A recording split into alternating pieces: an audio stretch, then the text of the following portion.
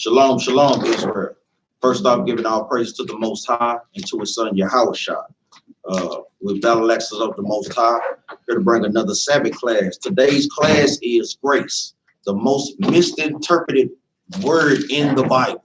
We're going to cover this subject today because, you know, it's one of the most misunderstood words. A lot of times people thinking they got grace, that it's a free license to sin.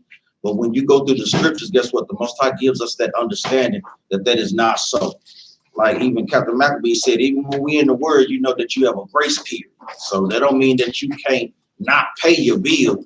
He's just giving you a period of time to pay it. And it's the same way with the scriptures. The Most High is giving us a period of time to get our life right by keeping the commandments. You know, we're going to go through this today. Give me the book of Sirach, chapter 5 and verse 10. Because this is one of the things when we learn it in the truth, this is one of the scriptures that we have to apply most into learning and getting the correct understanding of the scriptures. Read that, obviously, y'all. The book of Sirach, chapter 5, verse 10. Like we tell brothers and sisters, pay attention, write these notes down, write these precepts down. You never know when you're going to have to use them. Read on up. Be steadfast in thy understanding. Read that again. Be steadfast in thy understanding. Once you come into the truth, when you get a good understanding, you want to be steadfast in that understanding, unwavering, not letting crafty words that other brothers or sisters may say to kind of pull you out of keeping the commandments. Because we got crafty brothers and sisters that's out there, Christian pastors, that'll stir you. Oh, brother, that's grace. That's the Old Testament. You know, that's not what the Bible say. And a lot of time when they say things, guess what? They don't pull a scripture, but they got some of the smoothest words to give you to pull you away from some stuff, man. Guess what? We go to the Bible, man, see how we handle the thing. Go ahead. And that's what these classes are for, to give you a foundation to stand on. So so when that time does come, hey, I know what that Bible say. I studied that. We went through that. So you go back to your notes and study these notes when you get on. Read that again from the top. Be steadfast in thy understanding, and let thy word be the same. You want to let your words be the same, man. Because guess what? The Bible don't change. The Most High damn sure don't change. So you don't want to let a pork-eating pastor, pork chop, come and change what's not even in the scriptures. You know, we understand, like we said, we can read now, Mouse. You know, so we have the understanding now. So brothers got to apply, sisters as well have to apply what you done learn in class. Like we said, we do these classes to help get brothers on a good foundation. Sisters as well, so you can be unwavering in this truth. Give me Psalms 119, verse 104. So don't let nobody beguile you with enticing words, man. You know, don't fall for it. Like we said, we do thus saith the Lord.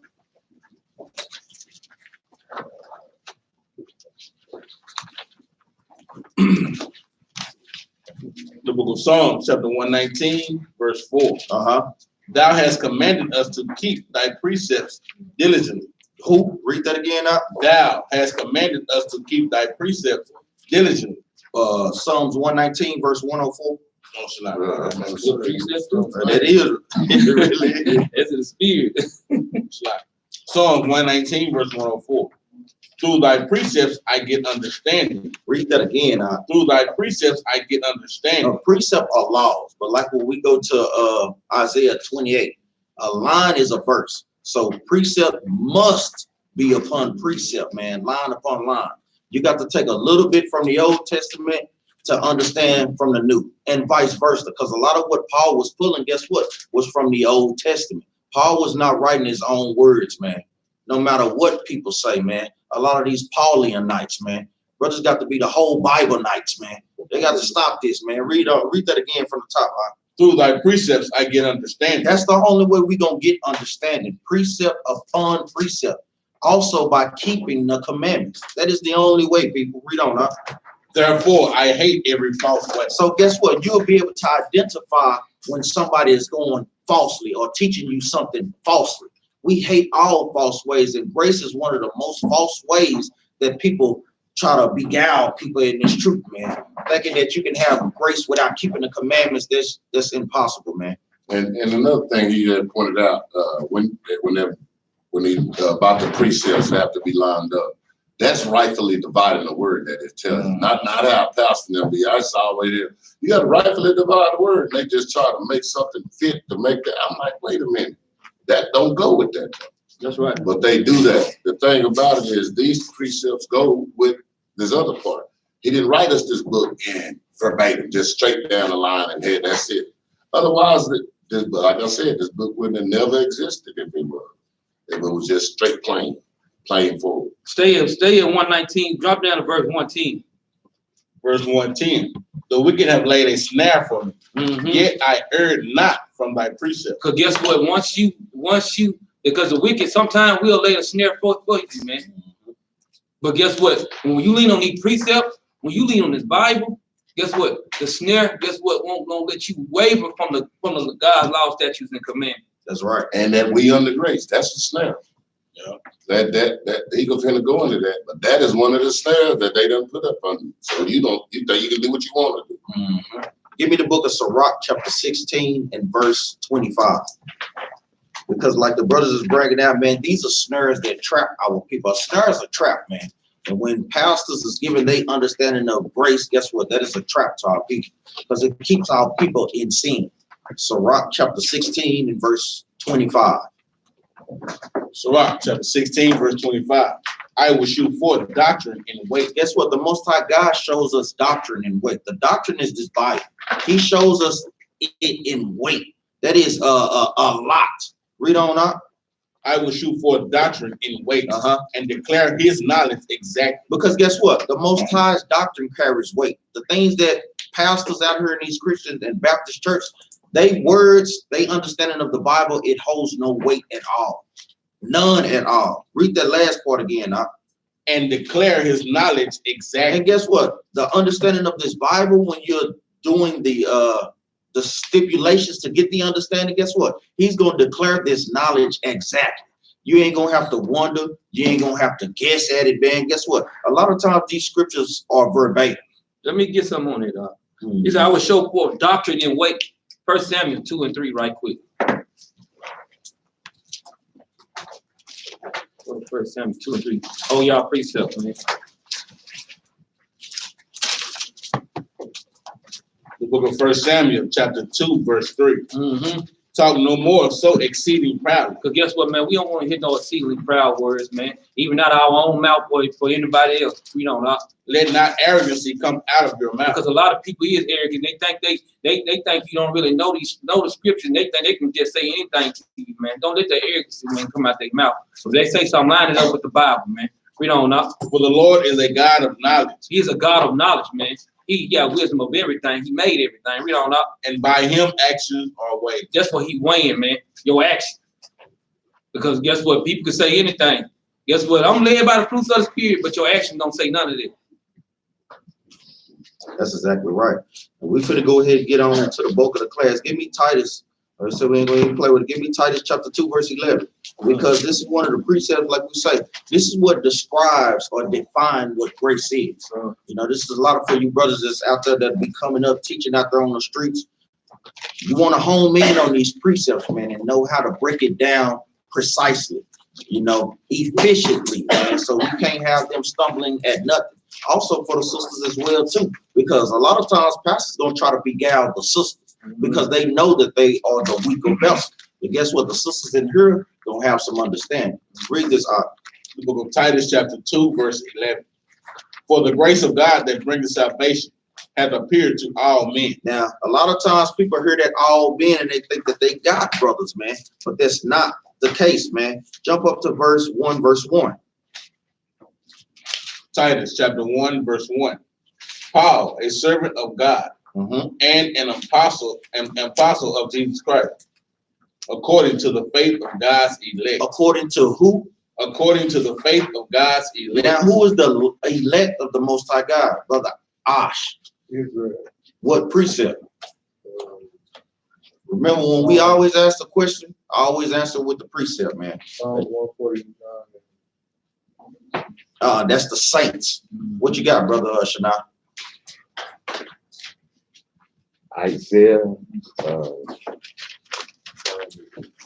Give me Isaiah. What you got? You got it, Brother Aaron? Give me Isaiah. What about you, brother Abaya? See, these are the things that we need to know. Look, basic precepts like this. Who God's elect are, because guess what? They're gonna read that all man and like, I got you. So we got to know precept upon precept, man, to break that thing down. Give me Isaiah chapter 45 and verse 4. We'll see who God's elect is, man. Isaiah chapter 45, verse 4. And they shall for Jacob my servant's sake, and Israel mine elect. And Israel who? And Israel mine elect. Israel is the elect of God.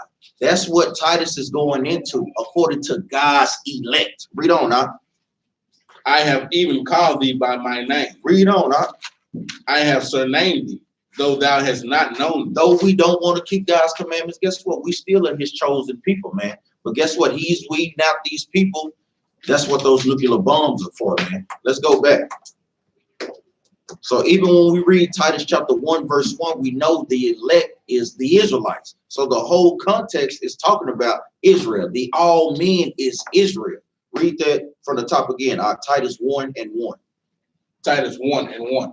Paul, a servant of God and an apostle of Jesus Christ, according to the faith of God's elect. Read on, and the acknowledging of the truth which is after godliness. And guess what, man? He said the commandments in about 3 words in that last part, man.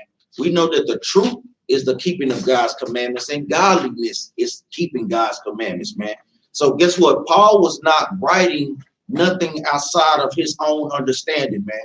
You got that out? What you think about that? You good? I had that precept right, while I'm just beating myself up.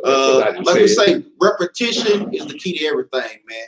You practice to get perfect, man. Like we say, you just be doing this stuff over and over again. Let's go back to Titus 2 and 11. The book of Titus, chapter 2, verse 11. For the grace of God that bringeth salvation hath appeared to all men. All men is who? The Israelites. Read on now. Teaching us. Doing what? Teaching us. Grace teaches us something. A lot of times that's the part that they miss. They don't want to read on down. Grace teaches us something. Let's see what grace teaches us. Read on. Teaching us that denying ungodliness. Hold up. Teaching us that denying ungodliness. We know that ungodliness is what? Is sin. That's what ungodliness is, because guess what? Godliness is the keeping of his commandments. Grace teaches us to deny sin. It's a period of time that we need to get ourselves together while keeping the commandments. You know, when we listen to other brothers out here teaching that God's laws is done away with, and guess what? You hear a lot of Israelites that's teaching this too. Oh, we can't keep all the law. If you keeping break one of them, you done broke all of them. Brothers, y'all got to stop that, man, because we're gonna get into that a little bit too, according to James 2 and 10. What you got, Captain Nehemiah? Go ahead. You good? Read on now. Teaching us that denying ungodliness and worldly lust. And worldly lust, because guess what? It also teaches us that thing. We'll go into a class on that with brothers and sisters dealing with lust, because it's just not a sexual thing. Food can be a lust of brothers and sisters. Guess what? Having a lot of stuff, materialistic things can be a lust to brothers and sisters. So money, idols, all these things that filters through that. Read on now. We should live soberly. Read that again now. We should live sober, not high, not drunk, because guess what? A lot of times people want to use Genesis to say that you could smoke weed. Brother, that just cut that to shreds. And the Most High said that the urge was for to eat. Last time I said you can't eat weed, man. Come on, brothers, got to stop that. I mean, they can put it in brownies, but guess what? That's going to make you high, and that's going to make you unsober, man. Brothers got to stop that, man. Read on up. We should live soberly, righteously. Now, we know that righteousness is keeping the commandments according to the Bible, Deuteronomy 6:25. Read on up. And godly in this present world. No, in that present world. And godly in this present world. See, that's why we love the words of the Bible, man. Because guess what? It's bringing it up even until today, man. In this present world. Not just talking about when Titus was in the world. We got to understand, man, this Bible is in full effect today. That's right. Y'all good? Y'all got something? No, go ahead. Give me. You got something? I was just going to say, bring out that it said denying ungodliness. When we went to Psalms 119 and 104, it said, precepts, that through the precepts I can understand it and hate every false way. See, we got to start hating sin, man. We got to start hating things like that. You know what I'm saying? Because they give us the commandment to do that, you understand? We got to start hating false ways. We gotta start hating that brothers out here trying to do these other things that they shouldn't be doing. That sisters out here trying to hold themselves out there. That brothers out here trying to chase bad stuff. We said we gotta start denying sin and start hating that thing. Exactly. I'm glad, and that's a great point that I bring up, man. You know, because a lot of times our people don't hate sin, man. We love that thing, man. And one of the biggest things that a lot of our brothers and sisters hate. And guess what? You see sisters wearing all these tight clothes. Guess what? We might see other sisters like, dang, that sister fine, but guess what? You don't want your wife dressing like that. That's the thing that we have to be mindful of that thing, man. Just like we see women see guys that ain't got no clothes on, walking around here with the tightest pants on, show every print he got in his body. Guess what? Some of these sisters like that. But guess what? You don't want your husband dressing like that. You don't want him showing. You don't want your husband showing everything to every woman. Just like your man don't want his wife showing everything to every man. So we got to deny those things, man. That's exactly right, man. And that's what this class is really going into. I'm glad Oxygen brought up that point. Because a lot of times, like we say, our people love sin, man, but we got to hate that thing, man. That's why our people is on the bottom of society. That's why we filling up the streets with homelessness, man. On every corner, not owning no business because it's no order, man. There's no laws flowing throughout our nation, man, our communities, man. That's what we lack in God's laws. We want the grace, but we don't want the laws with it. You know, you can't have one without the other, man. This is a package deal, man. Give me John chapter 1, verse 17. And yeah, you definitely right. I could just like if you saying this, if you saying grace without having laws, well, what you got grace from? For real. Exactly. It just don't make no sense, man. And let's see who that grace is, man. It's kind of go two folds, man, to cut all type of scoffers at the same damn time, man. Excuse my French, man. But we got to get tired of these brothers, these false teachers, man. Come on, man.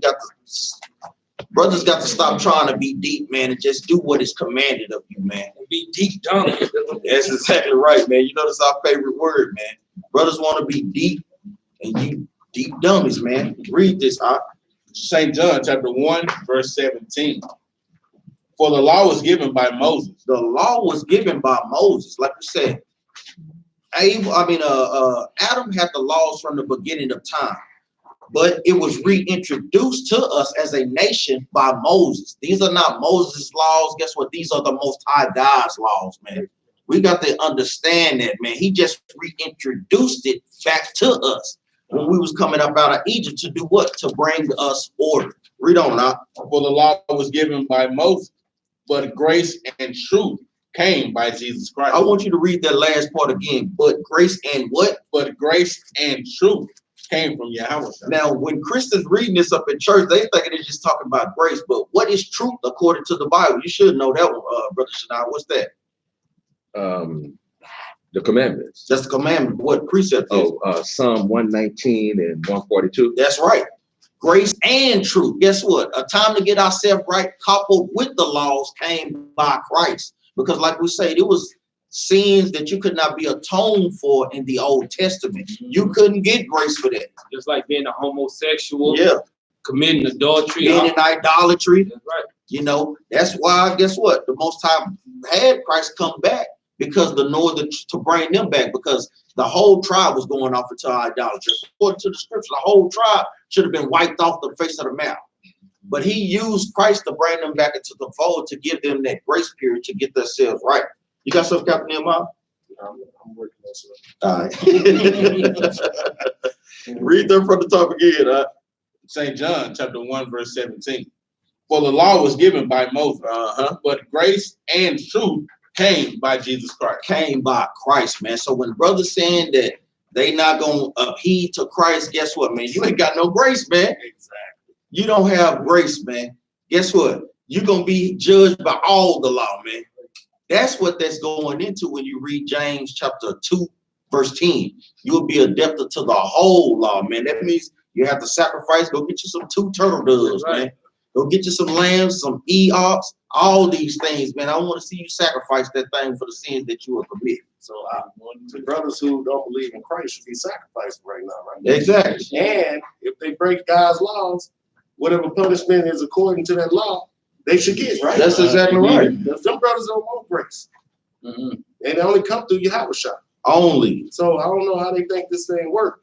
So while they think they supposed to keep the commandments, then you're supposed to get those punishments that come with it too if you don't believe in it. Exactly. Because that's a package deal too.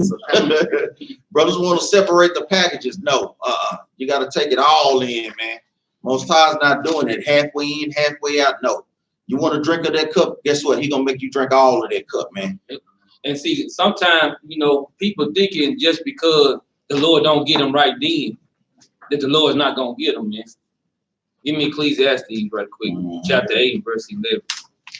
Just because it don't come right here today, that's the grace. Grace all through Old Testament. I'm pretty sure, man, finna line this thing up today, man. All praise it through the power of the Most High and His Son, Yahweh Shah, man. Give me Ecclesiastes chapter 8 and verse 11 right quick, man. Ecclesiastes chapter 8, verse 11. Because sentence against an evil work is not executed speedily. Just because it didn't execute speedily, Therefore, the heart of the sons of men is fully set in them. Hold up. And I'm glad Ox said that, because guess what? Even a sentence that's not executed speedily, what is that? That is grace. Because a lot of times you're going to get judged immediately, boy. When you go up in Esau courtroom, boy, they're going to slam that mallet down immediately when they hear the crime that you done committed, man. Go ahead, Captain. And read that from the top again, man. Ecclesiastes chapter 8, verse 11. Because sentence against the word sentence. That means you finna get something. Just like when you go in Esau courtroom, it's a sentence finna happen. Just because you don't get the sentence today, we're gonna give a couple $100,000 so we can go and have our sentence hearing for next month. That means you still got to pay that back. You still got to pay that back. Just because you held it off today, guess what? You still got to come see the Lord, man. You still got to, just because it didn't execute it today, read on up. Because sentence against an evil work is not executed speedily. Therefore, the heart of the sons of men is fully set in them to do evil. Because everybody, ooh, man, I heard the sisters out, man, but Lord didn't give me all praise. The next thing you know, eyebrow fall off, hair fall out his head, children start getting killed. You're like, dang, Lord, I did everything you do. Then you get to thinking back, dang, I done messed up, yeah. If she did mess up, you just push the sentencing back. But you got to pay it, man. And this is how foolish brothers are. If the Most High God, they want to deal with the Most High God on their own, He gonna kill you. That's right. He giving you a lifeline. That's right. To be able to come back to Him. And brothers is denying that thing, man. They denying it. That show you how foolish it is. If you say you believe in the Most High, well, in His words, He telling you He gonna send His Son as a Savior. And you denying that thing, man. Then you denying grace. You denying your God. So that's foolish. That's exactly right, man. Let's go to Romans chapter 5 and we'll start at verse 8.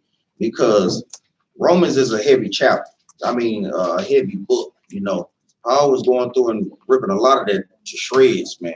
Giving us the understanding, because like we say, Christians, they don't understand Paul's writing, especially if you're not keeping the commandments, and especially if you're not reading the Old Testament, man. You cannot start from the back of the book to get the understanding. You have to start at the beginning to know who the characters are and what the plot of the story is, man, to get some understanding. Read this, Book of Romans, chapter 5, verse 8. But God commanded His love toward us. He commended His love towards us. Read on His laws, statutes, and commandments. Because that's what love is. It's not this squishy, squiggly feeling what we get when we with our significant other. That's not what the Bible is talking about. All words have meanings in the scriptures, according to 1 John 5 and 3. That's what love is, the keeping of His commandments. Read on. But God commended His love toward us, in that while we were yet sinners, by default, like we said, we the only ones that got God's commandments. So by default, we the only ones that can break God's commandments. We're the ones that's called sinners. That's right. This Bible is not written to the real Romans that was in Rome. This is written to the Israelites that was in a Roman state of mind. Paul had to word it like this because guess what? He couldn't say Esau because they knew who they was, man. So he had to be clever and use wisdom. That's why it's titled Romans. And it's just the same as if they had a book in the Bible called America. It's the same thing, man. It's not talking to all Americans. It's talking to the Israelites that's in America, man. Right. That's so simple, man. But guess what? A simple-minded person, they don't want to hear that, man. They can't see past the ignorance. This is a stumbling block. It is. What we going through today, and what we reiterating, what we teaching today is a stumbling block to the wicked. Go ahead, up. Read on up. Verse 9. While we were yet sinners, Christ died for us. He died for us, just like Captain Nehemiah's going into. If he didn't die for us, guess what? We'd all been put to death, man. He is that grace period that we need, because he came down as a man to cut that immaculate deception crap too, to understand what the things that we go through. Because guess what? Christ himself, before he got put on that cross, he felt some type of way, man. He was emotional, man. You know, because guess what? He about to give up his life, man. But then the Most High sent an angel to comfort him in that thing, man. Right. Read on up. Verse 9. Much more then, being now justified by his blood, We justified by Christ's blood. That don't mean that we keep being sinners. Read on up. we shall be saved from wrath through him. We shall be saved from wrath through him, because the wrath was, if you broke a commandment, guess what? You died there on the spot. Especially, like I said, homosexuality, being an adulterer, being an idolater. Because when you look at all these things, our people idolize everything. A lot of people be put to death on Facebook because they idolize that thing, man. Read on up. For if when we were enemies, we were reconciled to God by the death of his son. Guess what? We were enemies to the Most High God, so he had to send his son, the ultimate sacrifice, the ultimate atonement, to bring us back into the fold. Read on up. Much more, being reconciled, we shall be saved by his life. We use Christ as a grace period to get back up on the right track, man, not to continue sinning. Give me that in 2 Chronicles 29 and 23, where Paul was pulling this from. Because in the Old Testament, we used animals to sacrifice to be forgiven for certain sins. Now, you couldn't be forgiven for all sins. And guess what? Like we telling brothers, it was even mercy in the Old Testament. One example was who? King David. Because guess what? He took Uriah's wife and took her as his own, man. Had that brother killed on the front lines, man. Most High gave him mercy, but guess what? He took his child. A lot of times when brothers run out of their grace period, guess what? The Most High may not jack you up, he may jack your children up. So we got to understand that this is no game. He may jack your wife up. The Most High may bring any wrath that he see fit to kind of get you to understand the seriousness of it. Go ahead, Cal. King Solomon. Yeah. He didn't punish King Solomon Exactly. personally, but he punished the kingdom for what King Solomon did. So he gave him grace and then turned around and separated the kingdom, divided the kingdom. That's right. That's another example. Like we said, we're going to go into another one after we touch this Romans. Go the book of 2 Chronicles, chapter 29 and verse 23. 2 Chronicles chapter 29, verse 23. And they brought forth the he-goats for the sin offering before the king and the congregation. Read on now. And they laid their hands upon them. Now, this is during the time of Hezekiah. We're going to touch on that a little bit too. Hezekiah was one of the great kings of Israel. He's the ones that's responsible. If y'all ever get a chance, look that up, because guess what? They finding all type of artifacts over there in Jerusalem now. They just found an artifact of him, his name inscribed on one of their emblems. You know, he was one of the great kings that ruled during the time of the Assyrian kingdom. He was responsible for building a tunnel on both ends of the side so that they can provide water for their nation, man. This brother did great deeds, man. Read that. Read it from the top again. Verse 23 of 2 Chronicles chapter 29. And they brought forth the he-goats for the sin offering before the king and the congregation. And they laid their hands upon them. And the priests killed them. And they made reconciliation with their blood upon the altar. To do what? To make an atonement for all Israel. For all Israel. To give them, guess what? A grace period, man. Going back into the same fold. Read on now. For the king commanded that the burnt offering and the sin offering should be made for all Israel. Because guess what? Hezekiah was putting things back in order after his wicked daddy Ahaz was bringing in all different type of idolatry. He was the one putting the stuff back on track. A lot of times, like we tell brothers, read 1st and 2nd Kings, 1st and 2nd Chronicles. That gives you the histories of the kings that ruled during the time of Israel. Like we say, it was a lot of, all of the northern tribe kings was wicked as hell, but it was certain of the southern tribe kings that were good, and Hezekiah was one of them. Let's go back. You got something? No, I wanted to touch something right quick. Go ahead, Like I getting on, they've been having grace since the beginning. Let's go to Genesis 6 and 8 right quick. And then I'll get it back. Genesis chapter 6 and verse 8. Book of Genesis, chapter 6, verse 8. Jump over to verse 7 right quick. Let me show you something. We're talking about our poor father Noah, man. Read on. Genesis 6 and 7. And the Lord said, I will destroy man whom I have created from the face of the earth. Because they was doing all kind of wicked things at this time, man. Same wicked deeds that they were doing then. We just keep repeating the cycle. because it's the same spirits that's coming back. Come on. Read on. Both man and beast, and the creeping thing that the fowls of the air. For it repented me that I have made them. The Lord said, it repented me that I made this, man. Because guess what? It was so much they were doing. So just like right now, man, just think about us, man. It's like I said, the same spirits back here, man, right now, doing the same old thing, man. Read on up. But Noah found grace. What did he do? But Noah found grace. That's in the Old Testament. Noah found grace, man. Because the Lord was keeping the law, statutes, and commandments, man. Our forefathers, man, guess what, man? The Lord always keep a remnant, man. That's right. Always. Don't think that you just got, you say everything bad, Lord got something in the chamber. And that grace that they found, because the rest of the people didn't have grace. They all perished, right? Yep. And then Noah got grace. The Most High gave Noah time to get this thing right. That's right. And that's what that is talking about in the other part. He gave him time to get these things right. This is what he's doing to us right now. He's giving us time to get these things right. That's right. Read on up. Verse 9. These are the generations of Noah. Read. Noah was a just man and perfect in his generation, and Noah walked with God. The Lord was a just man and perfect man. That's why he found the grace in the Lord, man. And we know that what? Perfect is what? Keeping the commandments, according to Psalms 19 and 7. That's right. Let's go back to Romans chapter 5 and start at verse 11. So we have that grace period, but guess what? Grace runs out. And we're going to cover that as well too, man. You never know where you stand in grace with the Most High God, so you need to be trying your hardest. That's what we tell people when we out there on the streets. Keep the commandments to the best of your abilities, man. You have to read this. Romans 5 and 11.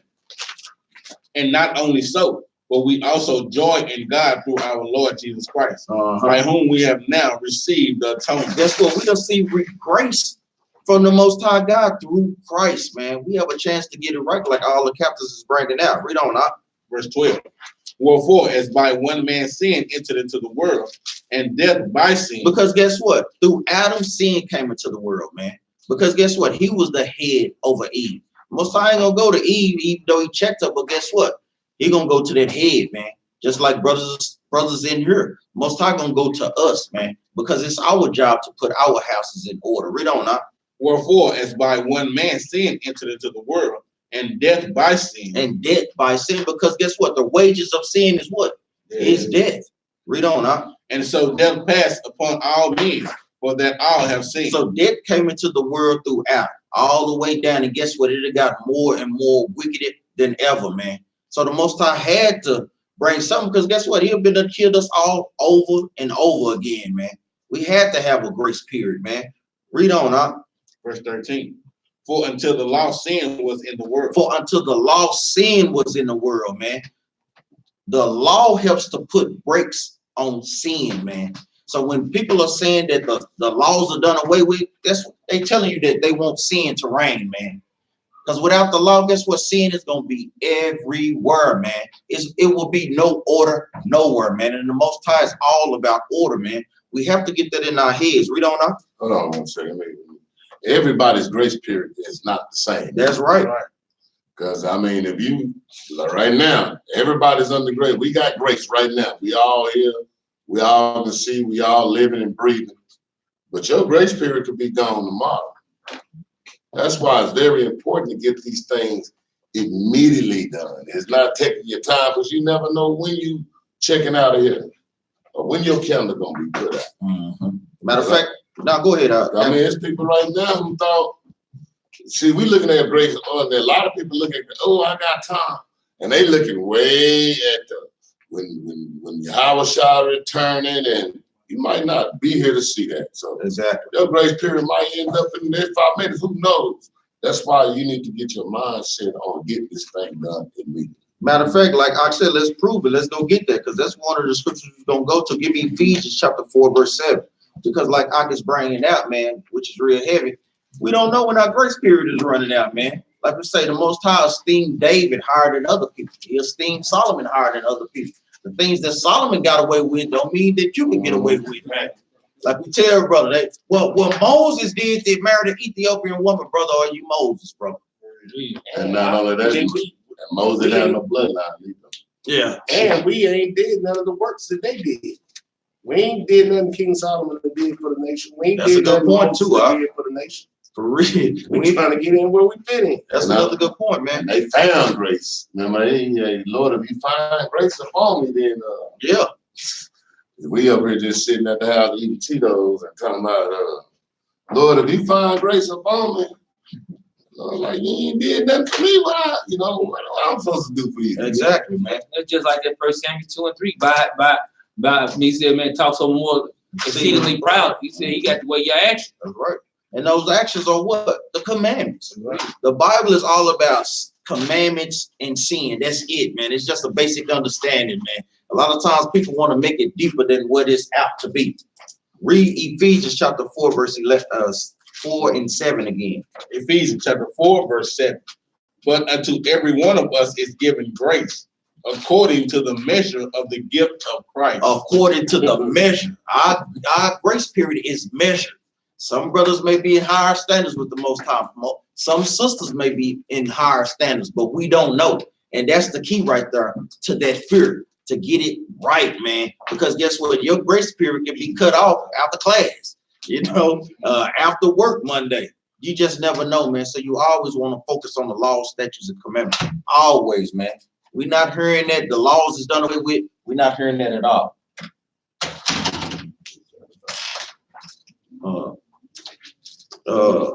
Let's go back to Romans chapter 5 and verse 12. Jump down to verse 19. No, 15. Romans chapter 5, verse 15. But not as the offense, so also is the free gift. For if through the offense of one many start over, you good. Romans 5 and 15. But not as the offense, so also is the free gift. For if through the offense of one many be dead. Now the offense that it's talking about is sin. Because guess what? We offended the Most High God. When you offend the Most High God, guess what? You sin against His name. Read on now. Much more the grace of God. Much more the grace of God. Read on now. And the gift by grace, which is by one man, Yahushua has abounded unto many. Now, when you jump back up, he's giving a comparison. Through Adam, much sin came. So guess what? Through Christ, much grace comes. That's the comparison that he was giving at. Read on up. Verse 16. And not as it was by one that sinned. And he's going to explain it again. Read on up. So is the gift, for the judgment was by one to condemnation. Because guess what? That judgment of sin was condemnation. You was condemned to death, man. Read on up. But the free gift is of many offenses unto justification. Read on up. Verse 17. For by one man's offense death reigned by one. Much more they which receive abundance of grace and of the gift of righteousness. And of the gift of righteousness. Like we say, he always is a package deal. What is righteousness according to the Bible? Keeping the commandments. So like you say, by grace and of the gift of righteousness. You got to have them both. Read that again from the top, verse 17. For by one man's offense death reigned by one. Much Adam, read on up. Much more they which receive abundance of grace and of the gift of righteousness shall reign in life by one, Yahushua. So guess what? When brothers is not believing on that, man, you have no grace, man. Your grace will be cut off, man. Read on, verse. Let me get a precept right quick. The second is. Yeah. Go ahead. The second is chapter 12, verse 6 and 7 right quick. Book of 2 Esdras, chapter 12, verse 6. Therefore, will I now beseech the highest. Now he beseeching the Most High, man. We don't. Now, therefore, will I now beseech the highest, that he will comfort me unto the end. Because he asking the Most High to comfort him to the end, man. We don't. And I said, Lord, that bears rule, if I have found grace. Yeah, who bears rule? That's your house shot bears the rule, man. We don't. If I have found grace before thy sight. He said, if I found grace before thy sight, we don't. And if I am justified with thee before many others. And if my prayer indeed be come up before thy face. We don't. Comfort me then, and shew me thy servant the interpretation of plain difference of this fearful vision, that thou mayest perfectly comfort my soul. Because he was asking the Lord for all, because he kept praying and fasting, because the Lord kept giving him all these visions. He kept praying and seeking this angel, kept asking them, look, show me more. And he kept giving them more and more things to do. And every time he gave him things to do, guess what? He kept finding more and more grace through the angel to give him more better understanding, because grace teaches a lot of different things. Grace teaches you, guess what? How to keep the commandments. Grace gives you appear to get things right, but grace also gives you understanding of more things, because a lot of times our mental mind state can't think of what the Lord think of. So if we find grace in the Lord, sometimes the Lord bless us and grants us different things that we can see that we can't see in a carnal mindset, but in a spiritual mindset, we can see those things. Give me let's go back to Romans 5:15. I want a precept on that too. Romans chapter 5, verse 15. But not as the offense, so also is the free gift. For if through the offense of one many be dead, but much more the grace of God, and the gift by grace, which is by one man, Jesus Christ, hath abounded unto many. Had abounded unto many. Give me that precept in Isaiah 53:11. Because guess what? Isaiah prophesied about this. Most of the prophets prophesied about Christ, man, and what his job was to build and to die for the nation of Israel. So when you go to the New Testament, that's what it's talking about too. It's talking about the same thing. Paul just worded in different ways. That's it. And like I say, Paul is a stumbling block to brothers and sisters that's not keeping the commandments. You will not understand Paul's writings if you are not keeping the commandments. A lot of times, even that go over brothers' head. Isaiah 53:11. He shall see of the travail of his soul, and shall be satisfied. By his knowledge shall my righteous servant justify me. Shall do what? By his righteous servant. By the Most justify me. High's righteous servant, which is who? Which is Christ. By his righteous servant or his son, read on up. By my righteous servant justify me. He justified many in the nation of Israel, man. Not all people, kindreds, and tongues. From Genesis to Revelations, guess what? The Bible is only about the Israelites, man. The other nations, their only job was to, guess what? Keep us in order when we got out of order. The Most High used them to punish us. And guess what? To be our servants and handmaids. That's their only purpose. I know a lot of times people can't grasp that, because like we keep saying, our people suffer from low self-esteem. But the Bible is the total pick-me-up, man, once you get the correct understanding.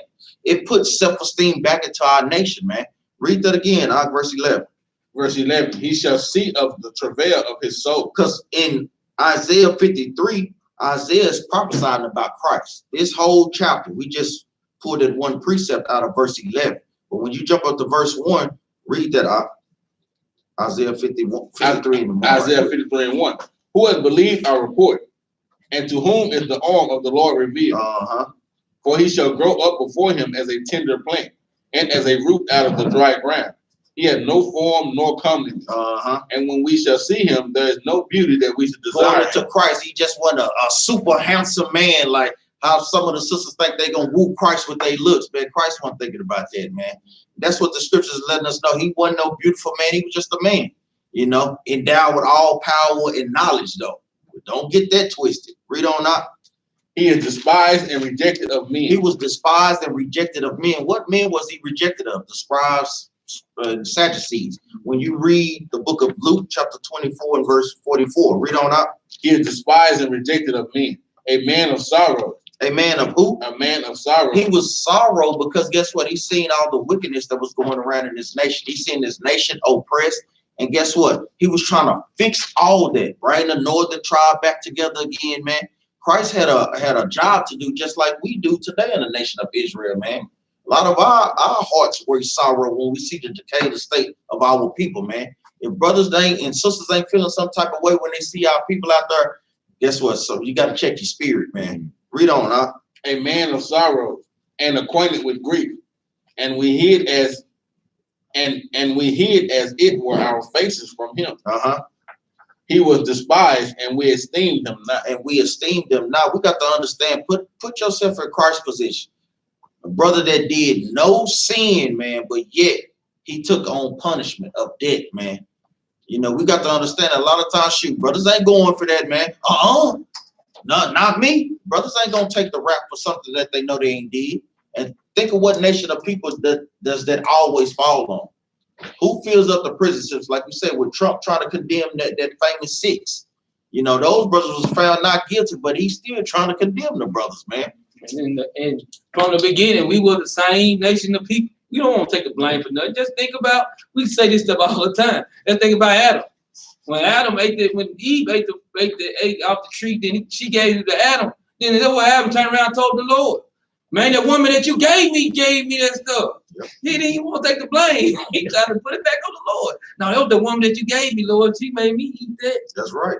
He said, nah, I'm talking to you. That's what the Lord said. I'm talking to you. Give me verse 7 right quick. Verse 7.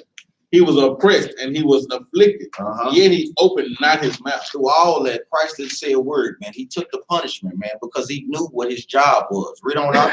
He is brought as a lamb to the slaughter, and as a sheep before her shearers is dumb. So he opened not his mouth. Guess what? After all that, he still didn't open his mouth. Jump down to verse 11. Verse 11.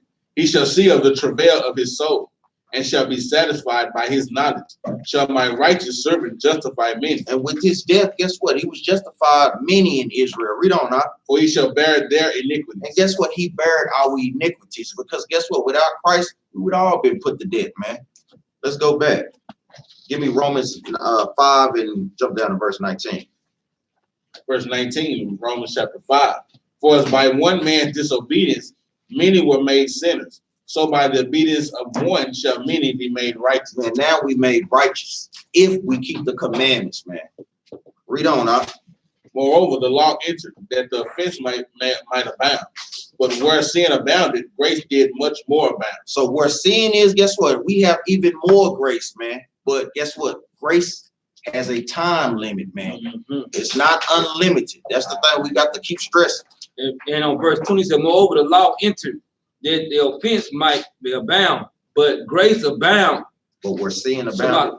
But where sin abound, grace did much more abound. Because we know sin came in through what? How did we sin? Through Adam and Eve when they first. Sin was here before Adam. Before Moses. So don't think sin wasn't here before Moses. Because why did he have to kill the whole world? Because sin was here before that. Now everybody wants to take what Moses, what he bringing. Moses just saying the same thing the forefather was what he was taught by the Lord. The same thing the Lord taught our forefather. And guess what? The same thing we teach right now, the same thing the Lord been giving us, man, from the beginning. Just obey me, man. Just do what I tell y'all to do. I gave y'all a blueprint. I gave y'all a compass. Just do what it say to do. And that sin was going back to Genesis chapter 3, verse 6. Where Edom took on the other philosophies of the other nations and then showed it to Adam, and he took that on as well. Yeah, we were never created to know sin. That's why he gave us the commandment, don't eat off that tree. We were created, people separated from other people, other nations, never created to even know it. But since we disobeyed the Most High, that's how we know sin to this day. So we got to get back to ourselves, get back to the point where we know we as a nation was never created to even be doing these wicked things. Exactly. Read verse 21, Romans chapter 5, verse 21. Verse 21, that as sin had reigned unto death, even so might grace reign through righteousness. Like you say, once again, reign through righteousness, man. It's a package deal, man. A lot of times they want to separate that. We done seen that in 3 scriptures right now. Grace and truth, grace and righteousness. These things come together. We know that truth is keeping the commandments. Guess what? Righteousness is the keeping of God's commandments. Read verse 21 again. Verse 21, that as sin hath reigned unto death, even so might grace reign through righteousness unto eternal life by Yahushua our Lord. About who? By Jesus Christ our Lord. By Yahushua our Lord. Give me verse 6, man. Chapter 6. I mean, chapter 6, yes. I know it. I know it. What shall we say then? Shall we continue in sin that grace may abound? So, shall we continue to break God's commandments just because we have sinned? Let's see what the Most High say. Read on. God forbid. Like we say, hell no. Hell no. Read on, now. How shall we that are dead to sin live any longer therein? Live any longer therein, man. So guess what? Just because we have grace don't mean that we stop keeping God's commandments, man. Jump down to verse 14. Verse 14. For sin shall not have dominion over you. So what is sin according to the Bible, man? Sin is the breaking of God's commandments, man. It's telling you sin shall not have dominion over you. Don't let breaking the commandments rule your spirit, man. Don't let that thing win, man. It's a fight every day to stay in this truth. Read on, huh? For ye are not under the law, but under grace. They got us right there, man. Close the book, man. They got us, man. What law is that talking about? Do anybody know, brother Abaya? What law is that? Sacrificial. That's right. Like we say, it's 5 sections of laws. The sacrificial law on how we atone for sins when we broke the commandments in the Old Testament. But what can you go get it at, though? That's the thing. I give y'all this Hebrews chapter 10. That chapter let you know that Christ came and did away with the sacrificial law. Because we can't sit up here because we know these high level Christians, they watching. We know y'all on the skull. We know it. Yeah. You can read on down. Probably 13. Yeah. 1 through 10. You could probably go a little bit further. That's how you go get it. So you can, so y'all can have it in the entertainment too. Go ahead, Read verse 14 again, For sin shall not have dominion over you. And that's what we tell brothers and sisters. Christianity is a confusion religion. Because you will read this, okay, we ain't supposed to sin, but we're not under the law. That don't even make no sense. So you have to get the correct understanding, man. Read on, Read that from the top again. For sin shall not have dominion over you. For ye are not under the law, but under grace. We're not under the law of sacrifice. But Paul didn't word it like that because guess what? We knew that there'll be a stumbling block for brothers and sisters, man. Especially if you don't want to keep the commandments. He put that right there. Oh, they all gone up in that thing, man. Read on. Hold on, let me get a precept. Go ahead, Go to Romans 3 and 8. So this is what people doing today. And they were doing this same thing back then. And they got Paul right confused. Even Paul telling you they got our rights confused. They got my rights confused. Read that. Romans chapter 3, verse 8. And not rather, as we be slanderously reported, and as some affirm that we say. See, some of them think that we saying this. Some of them think that we saying, you can go ahead and keep saying. Some of them thinking that we saying, you don't have to go by them laws. Even the Jews were the Pharisees were trying to push it. See, he going against, keep reading.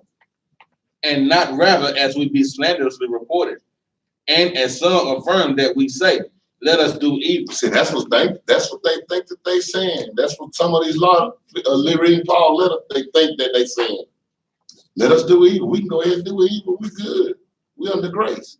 Read. That good may come, whose damnation is just. That's what it is. Your damnation is just. You keep on not going by the law. Exactly. It's telling you your damnation is just. And they reporting that Paul saying that we can sin.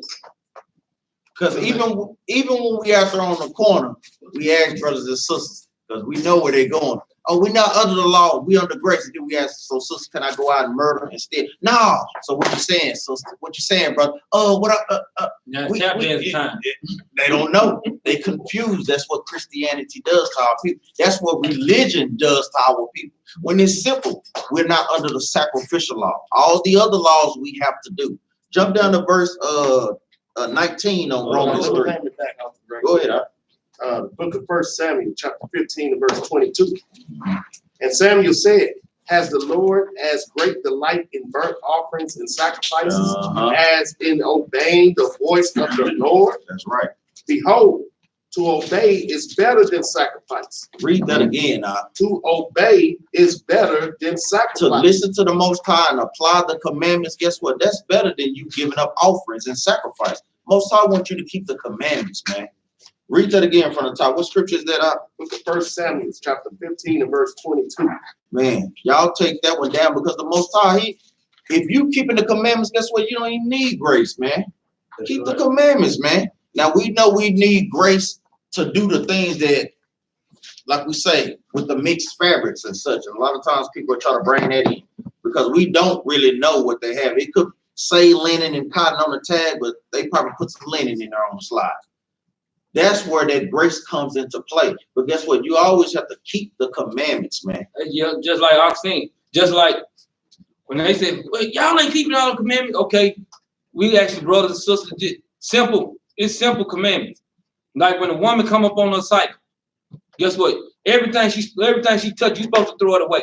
Could we do that? No, we can't afford all this stuff, man. Because guess what? If you live with your wife, you have to throw away your whole house every month. Exactly. The thing is, and you don't know if a sister, if you go in the grocery store to touch a sister on a cycle, then she touch a basket. That basket unclean. Do you know that? You don't know that. That's what grace help us in, man. That people don't understand. See, a lot of times they try to talk over our head, but guess what? We understand it and overstand them. That's right. Because we're gonna go to the scriptures, man. Because a lot of times, some laws, when you say 613 laws, you don't, every law ain't for a man. Because some of these laws for women, some of these laws for men too. So when you break it down to a grander scale, it shows you that some laws are over here and some laws over there. And even more than that, like we said, we don't do the sacrificial law no more. That's where a lot of the laws were. So, you know, a lot of those laws we don't do anymore. But like we say, we keep the ceremonial laws, the moral laws, the civil laws, and the dietary laws. Right. Those are the laws that we keep. Let's go back to Romans. Did you finish your point out? Oh, yeah, go ahead. Let's go back to Romans chapter 6, verse 15. Did you? Obeying is better than sacrifice. Yeah, exactly. Go ahead. Yeah. No matter what nobody talking about, obeying the Most High is better than anything that you can do, and that's what the laws do for us. That's right. It teaches us to obey the Most High God. And I'm gonna read down a little bit. And to hearken then the fat of the rams, verse 23. For rebellion is as the sin of witchcraft. Read that again.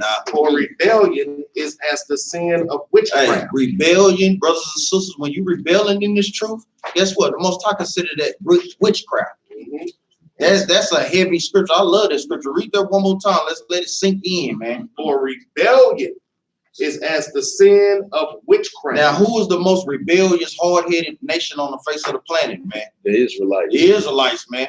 So the Most High say that they dealing in witchcraft, man. And guess what? The Most High say, suffer not a witch to live, man. You know, brothers got to come about it. Go ahead. So brothers who think they ain't supposed to have grace or believe in Yahweh, then what the brother just said, if you rebelling against God, it's witchcraft, and the witch will get put to death. That's right. So, and I'm gonna keep reading. And stubbornness is as iniquity and idolatry. Read that again. And stubbornness is as iniquity and idolatry. Because we got a lot of stubborn brothers and sisters in the truth, man. Most High do not like that spirit. That's the spirit that we are not supposed to have, man. We're supposed to love ourselves and we love our brothers, man. Be able to put in this work. Don't be stubborn about putting in the work in the truth, man. That's what this is for our nation, man. Read on, huh? Because thou hast rejected the word of the Lord. And going into that, if you reject any part of this Bible, you rejecting the word of the Lord. If you rejecting Yahweh, you definitely rejecting the word of the Lord. Because thou hast rejected the word of the Lord, he has also rejected thee from being king. That's right. So there's nowhere in the world you can say that you're working for the Most High, but you denying his son. Hold up. There's nowhere in the world you can say you're a king and not keeping the commandments, man. You want to be a king, but you're not keeping the commandments. Guess what? Kings set up kingdoms that set up order, man. That set up laws. Exactly. It's a trickle down effect. It's a package deal, man. You're not having no kingdom without order. Not at you all. will get overthrown if you got wild people in your kingdom, man. That's right, man. And that's the Most High ain't dealing with that stuff in his kingdom. Yeah, and if you are saying that you just Old Testament only, then therefore you disobeying God, so quit calling yourself king, because you are not making sacrifices. that you claim that you supposed to be still doing. I know brother don't even got a goddamn fish in a goldfish. And let alone two turtle doves. Two turtle Brother, have doves, you the even lamb, seen a turtle dove? the lamb and all these different animals, man. I got a pit bull. You gonna sacrifice your pit bull? God don't want that, man. Brother gotta stop, man. And then, like I said, man, that's what they. I mean, I met one of them dudes tell me, yeah, you know, my uncle got some land. We got sheep and all this down there. I bet you won't go down there and kill your uncle's sheep. Shoot, your uncle gonna tell you, man, you better. And talking about, yeah. I said, well, who's making the sacrifice? Oh, I know some Haitians. I'm like, man, brother, y'all stretching it. Stop. Stretching it. But like I said, then that's the thing about it. When we deny Yahweh and the Bible speaking on him all the way through the New Testament, then if Isaiah saying that in the future, this was gonna come, and then here all of a sudden we deny him, what he doing, what he's talking about. No, man, that's witchcraft. That is, man. You might as well go get you a Ouija board and a chicken foot and go on and do your thing, because that's what you're doing. You are committing witchcraft. Let me read this 24. Go ahead, Go ahead. Verse 24. And Saul said unto Samuel, I have sinned, for I have transgressed the commandment of the Lord and thy words, because I feared the people and obeyed their voice. That's a lot of time my brothers and sisters out here going into sin because they worried about what everybody else gonna think. They want to obey, they want to please man rather than the Most High God. Acts 5:29, we ought to obey God rather than man. They think mama gonna say, Yeah, gonna get mad. You worried about what everybody else say. Well, I help them, I can't. They help me, I can't. Like, man, not on the Sabbath, not on duty. Exactly. Today is duty. That's right. Not on duty. And guess what? Let mama get mad. Let daddy get mad. Guess what? The Most High ordained that thing. Yeah, He come and said division, man. Because he want to see if people really gonna say the word and more importantly do it and not just be talkers of the word, man. He want to cause an argument up in that thing because guess what? He wants you to fight for this truth, man. Guess what? We're gonna fight tooth and nail at the battle axes, man, for real, man. And every brother and sister should have that type of spirit, man. Did you finish on that out? Yeah. Let's go back to Romans 6 and 14. Romans 6 and 14. For sin 15. Verse 15. What then? Shall we sin because we are not under the law, but under grace? God forbid. And that just cut verse 14, like we said, man. What brothers understand it because we understand verse 14. But that just cut that, man. When brothers having that thought. Read that verse 15 again. What then? Shall we sin? Shall we break the commandments? Read on. Because we are not under the law, but under grace. That we are not under the law of sin. That lets you know that it's a difference in the laws. Because like he's telling you, sin is the breaking of God's law. So he's telling you not under the law. So you got to get the understanding to know which law is it talking about. Read on, What then? Shall we sin because we are not under the law, but under grace? God forbid. Hell no again, man.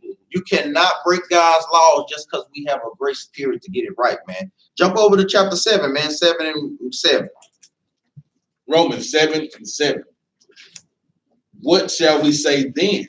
Is the law sin? God forbid. No again. Read on now. I mean, hold on. Hey. Let that sink into him, man. Read that over again. Hell nay. What shall we say then? Is the law sin? See, because they try to make some of these, I heard this the other day too. They try to say that the law was sin. Right. Yep. Famous one. Infamous. I ain't gonna say famous. He infamous, man. They want you to keep the law so that you can sin. Yeah, that's what he's saying. I mean, they hope it. I'm confounded. I can't get it. I don't understand it.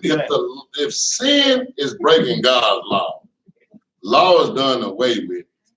Man, get out them churches right now. That's right. Man, go up there, slash your pastor tires, and don't let him teach nothing else. I'm telling y'all, man, they are, boy, if you got an ear, hear these words that's coming out this Bible, man. Grandmama, I know you set in your way, but today you need to change them ways today. That's right. I'm telling you right now, you are thrown the hell off because your pastor is throwed the hell off. Yeah, for real. And I'm gonna tell you straight off the top, y'all are throwed off, man. That's right. This is simple. Man, listen to what this thing is saying. We're gonna read it again, because Read that's it, what man. it explains. Read that out. All the way through. Romans chapter 7, verse 7. What shall we say then? Is the law sin? God forbid. Hell no. Hell no. Read on, huh? Nay, I had not known sin. And this is the most important part. Read that again. I had not what? I had not known sin, but by the law. We don't know what we doing wrong unless we have the laws to God. Exactly, man. So, man, what part of that y'all missing? Read on, huh? For I had not known lust, except the law had said, thou shalt not covet. Because guess what? Coveting, lust is going into coveting. You want it so bad that guess what? You would take want what somebody else have. You know? So these laws teaches us what we're doing wrong, because just like I always say, I didn't know when I was growing up, cutting Sister Betty grass on the Sabbath. I'm thinking I'm doing the good deed. No, you're breaking the commandments. Talking about Officer Yard. You know, so we didn't know these things, man. We just think we doing good deed, but when we read in the law, guess what? We need to be a holy gathering, not doing no work, none of these things. That's when we know that we're serving the Most High God, how He want us to serve. That's why Sister Betty done threw on them pants right now. Yep. She's thinking, hey, I hear you lusting. You trying to get Grandpa George. You man, you put on a dress. That's what you should. That's why I'm gonna do this. No, you sinning. That's right. And you're mad at us. I know you're mad at us because we bring out the scriptures, tell you can't do that. And we're gonna continue doing it. That's right. But man, y'all better tell your mama to come to the screen and let your mama hear these scriptures. That's what you do. Your family member, tell them to come to their screens right now and let them hear these scriptures. Because it's madness. You ain't got to argue with them. We'll argue with them right now. Bring the scriptures out. The book of Romans, chapter 7 and verse 12. That guy Captain Maccabee is hot up here, man. Read that. Wherefore the law is holy. Man. Read that again. Wherefore the law is holy. But they holiness people. But they don't want to keep the law. But the law is holy. But I used to hear the pastor come in the church. We holy. Well, if the law holy and you ain't keeping the law, how holy do you think you are?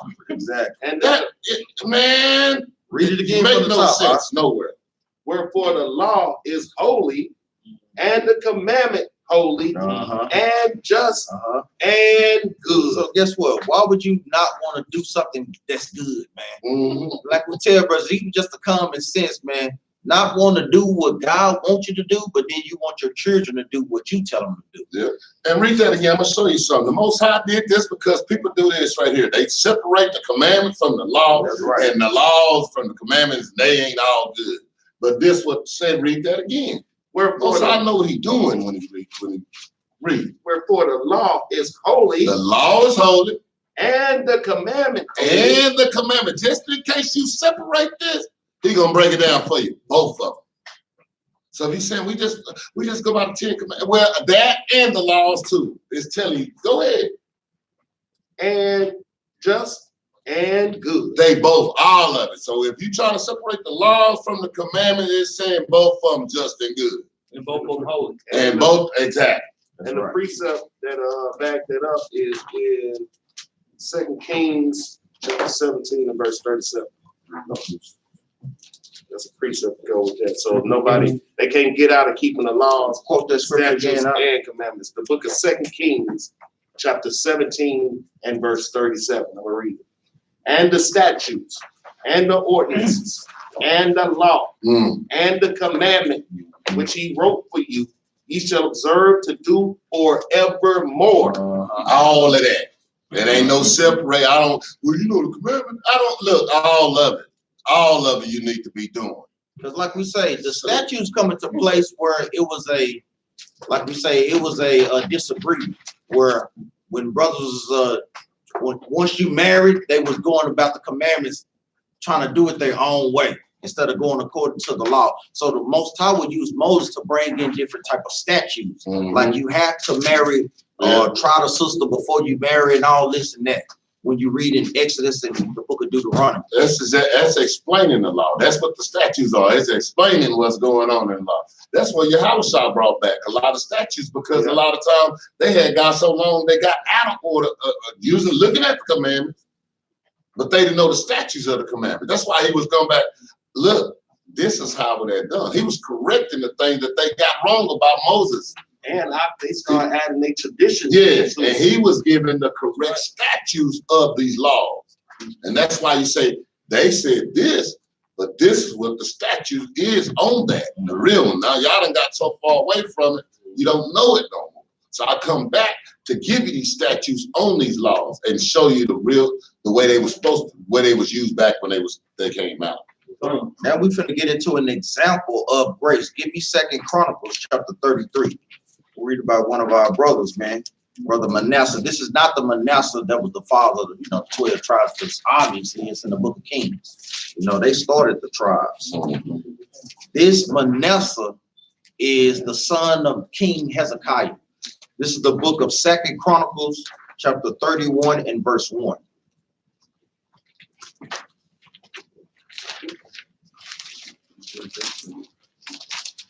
Second Chronicles chapter 31, verse 1. No, you brought 33 in verse 1, Salaki. Second Chronicles chapter 33, verse 1. Manasseh was 12 years old when he began to reign, and he reigned 55 years in Jerusalem.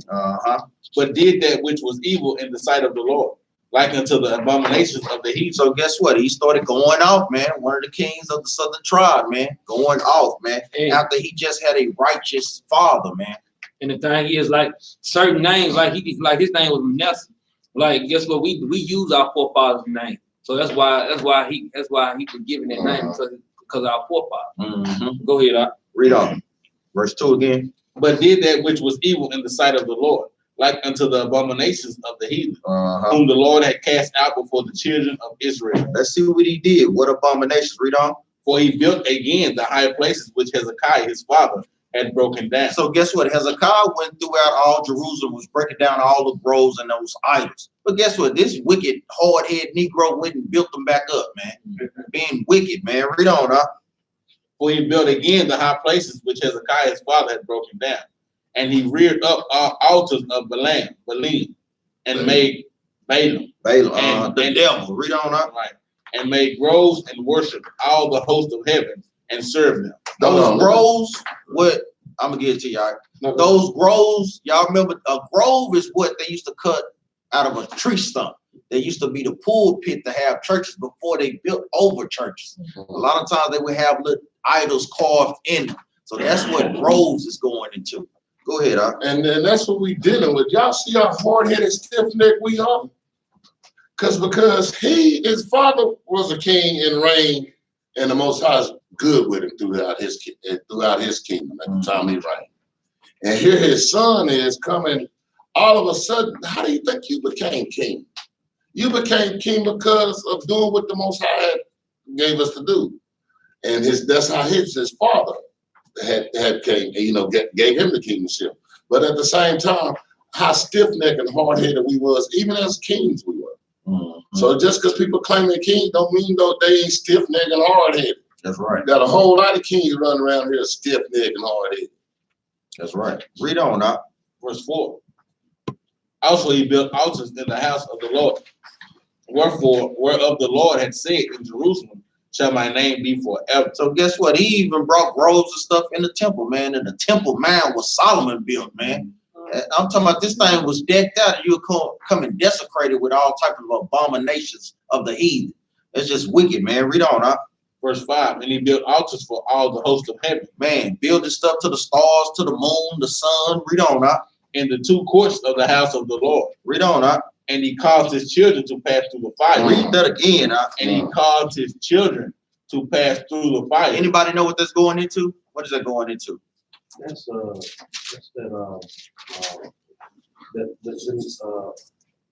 maybe pledging. Just think about it. Use the words of the scripture. You putting your child through the fire. You doing what to your child? Sacrificing your child. You killing them, man. You make them go through the fire, man. So that's Straight human sacrifice. And what precept couldn't y'all go to get that at? I'm gonna give you a hint. It's in Leviticus. Leviticus chapter 18 and verse 21. I'm gonna read it. And thou shalt not let any of thy seed pass through the fire to Molech. Neither shalt thou profane the name of the Lord thy God. I am the Lord. And that's what people don't understand when they keep jumping around, joining these other religions, all in those things. Because the deeper you get into it, that's what you're doing. You're gonna mess around and have to sacrifice your children. A lot of rappers, these what you call them, Showtime, show business. Yeah, there you go. Movie stars and so Show forth. business and stuff. Y'all don't hear about some of their kids that were born because they sacrificed them children. Then they raise the other to be wicked as hell. Jada and Pika, they done sacrificed their children. That you got the girl want to be the boy, and the boy want to be the girl, and they raising them like that. Yeah. And now Jada coming out with her, what's that Willow shaking her hair back and forth. She wants to now try to make a little thing where teaching the children that it's okay for the woman to have a girlfriend and her boyfriend. I was looking at it like, what? These are sacrifices that they make. They pass them through the fire. That's right. They not only just die and put them through to where they dead, but yeah, they sacrifice them.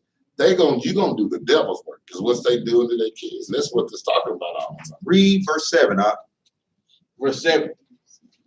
And he set a carved image, the idol, which he had made in the house of God, of which God had said to David and to Solomon his son, in this house and in Jerusalem, which I have chosen before all the tribes of Israel, will I put my name forever. So guess what? Instead of putting the Most High's name forever, he putting up Molech's name forever. Wicked as hell. Now we done read about 3 or 4 commandments that automatically got him send him to the fire pit to be put to death, man. But let's see. Read verse 9. Verse 9. So Manasseh made Judah and the inhabitants of Jerusalem to err. When you read err, that means he made them to sin. Read on up. And to do worse than the heathen. Guess what? This wicked brother was doing worse than the other nations. Read on up. And what it also said, he bringing out laws against the Most High. He's a king and now he got Israel sinning because of the laws that he done brought out. Read on up. Whom the Lord had destroyed before the children of Israel. And the Lord spake to Manasseh and to his people, but they would not hearken. But they would not what? But they would not hearken. Because guess what? When we go off, guess what? The Most High is not hearing our prayers, man. At all, man. Read on up. Wherefore the Lord had brought upon them the captains of the host of the king of Assyria. So guess what? When we do wickedness, guess what he does? He brings judgment. He has to afflict us to get us to understand our fault. Now watch this. I'm going to read a precept, Proverbs 29:12. Y'all write that down. It said, if a ruler hearken to lies, all his servants are wicked. So when he hearkened as him being a ruler of Israel at the time, guess what? If he hearkened to lies, if he went off and did wickedly, everybody did wickedly because you got to follow what the king said. Be put to death. Read verse 11 again. Verse 11. Wherefore the Lord brought upon them the captains of the host of the king of Assyria, which took Manasseh among the thorns. Because guess what? When we break God's laws, he uses the other nations to punish us. That's Psalm 17:13. Read on up. And bound him with fetters and carried him to Babylon. And did what? And carried him to Babylon. He bound him with fetters. Those fetters are chains, man. You know, he put him in captivity and took him to Babylon. Read on up. And when he was in affliction, he besought the Lord his God. Read that again. And when he was in affliction, he besought the Lord his God. And did what? And humbled himself. That's why the Most High had to put us on them slave ships, man. That's why he gotta have police brutality shooting us down in the streets, because we don't understand the Most High unless he's afflicting us. That's when brothers and sisters get humble. Go ahead. That's a cut to our Christian brothers and sisters. That's like you going into Christianity, the same as the KKK. How can you do the same thing they doing? It's not gonna profit us nothing. That's an example of that. He tried to go do the same thing, and even worse than the heathens, thinking it was gonna be better for him and got afflicted. That's why we went into slavery. We cannot do as the other nations do. He gonna afflict us for that, man. You know, we cry out, boy, when it's time we get afflicted, boy. That's when Most High said, you gonna seek me early in your affliction. That's right. One precept is that y'all should know that. That's a street precept. We pull every week. Hosea 5:15. Read that right quick, Doctor. Y'all make sure y'all write them street precepts down, man. Like we say, the classroom settings it goes deeper and help you with your street teaching. That's right. Hosea chapter 5, verse 15. Okay. I will go and return to my place till they acknowledge their offense and seek my face. In their affliction, they will seek me early. Hey, when we get punished by the Most High God, you gonna call on them then, man. You gonna call on them. That's what Manasseh did. Most High brought the Assyrians against him, took them into Babylon. Guess what? He prayed to the Most High, man. Please take me up out of this, man. That's when you gonna humble yourself then, man. Let's go back. Go ahead. When we was over in Africa, before we came off that west coast of Africa, we weren't thinking about no Most High. We over there controlling Africa, getting all our commerce going. But when we got on them ships, and we going through there, and they up under there throwing up and all kind of blood dropping. They was crying out then. They was crying out then. Oh, whoa. They was crying out then. You just notice, look at the pattern. Even you look at Rosewood, Black Wall Street, when we was prospering then. Guess what? We weren't seeking the Lord. That's Man, right. Look here, man.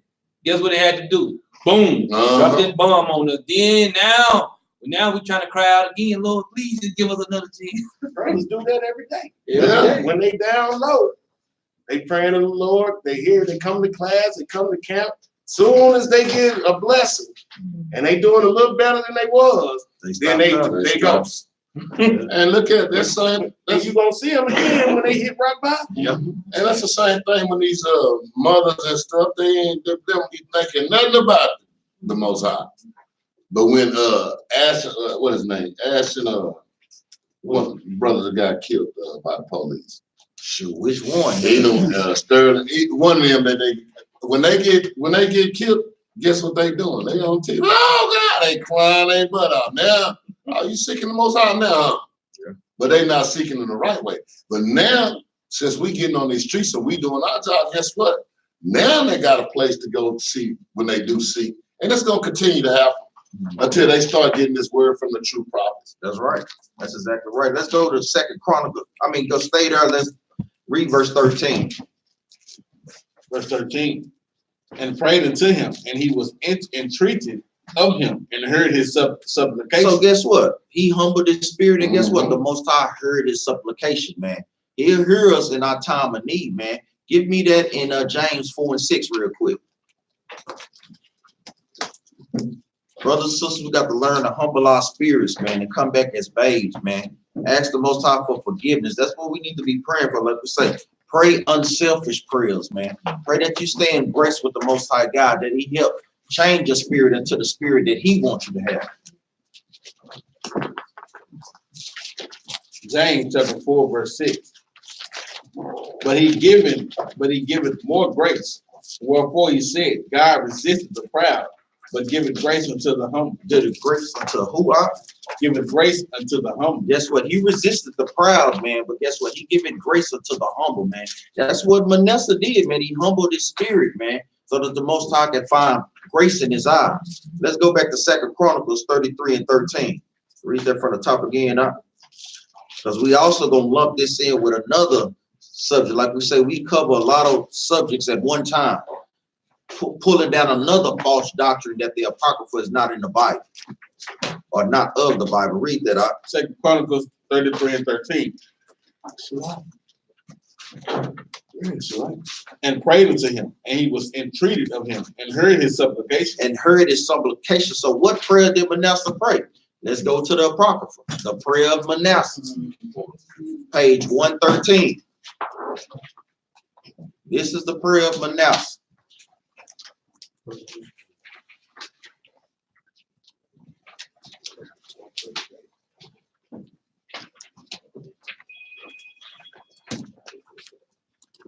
Showing you that it matches up. So right there, you want to put 2 Chronicles chapter 33 and verse 13. Like I said, this is how you go precept upon precept, showing you that the Apocrypha is the Bible. It's the one and the same, man. Esau just was slick and took it out, man, but we got it back. Read that from the top up. The prayer of Manasseh, king of Judah. O Lord, almighty God of our father, Abraham, Isaac, and Jacob, and of their righteous seed, who has made heaven and earth with all the ornament thereof, who has bound the sea by the word of thy commandments, who has shut up the deep and sealed it by the terrible and glorious name, whom all men fear and tremble before thy power. Read on, huh? For the majesty of thy glory cannot be borne, and thine anger and thy angry threatening towards sinners is importable. But thy merciful promise is unmeasurable and unsearchable. Read on, huh? For thou art the most high Lord of great compassion. Because guess what? The Most High has great compassion on us, man, if we humble our spirit, man. Read on, huh? For thou art for thou art the great Lord of great compassion, long suffering, very merciful, and repentance of the evils of men. Man, read on, huh? Thou, O Lord, according to thy great goodness of promise, repentance and forgiveness of them that have sinned against thee. And that's what he is praying to the Most High. Pray that ye forgive him for the sins that he done caused to the nation. Read on, huh? And of thine infinite mercies has appointed repentance unto sinners, that they may be saved. That they may be what? That they may be saved. Read on, huh? Thou, therefore, O Lord, thou art the God of the just, has not appointed repentance to the just as to Abraham, Isaac, and Jacob, Read on, huh? which have not sinned against thee.